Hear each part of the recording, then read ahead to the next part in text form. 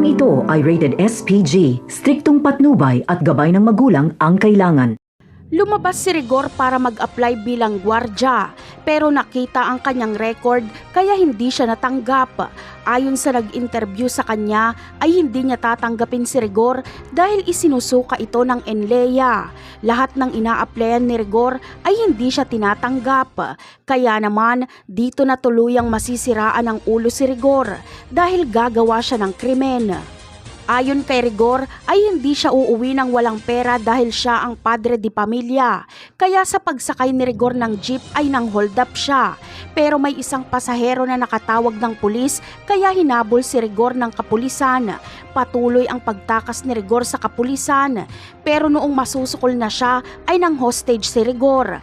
Kaya isa ng ganap na kriminal si Rigor. Sa ibang eksena naman ay gusto ngang malaman ni David kung saan kumukuha ng pera si Santino. Kaya sinundan niya si Santino sa hideout ng mga Red Phoenix. At dito ay agad nalaman nila Lucio na may nakapasok sa kanilang hideout.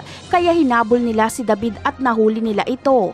Ikinagulat ni Santino kung ano ang ginagawa ni David doon. Ayon kay Edwin ay dapat patayin nila si David dahil baka magsumbong daw ito kay Rigor.